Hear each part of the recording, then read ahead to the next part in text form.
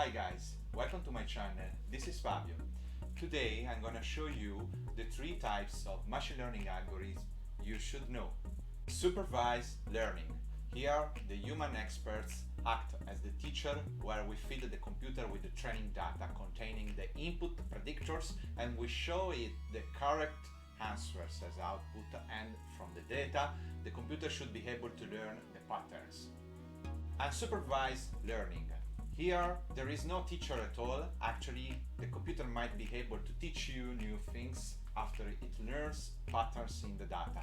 These algorithms are particularly useful in cases where the human expert doesn't know what to look for in the data.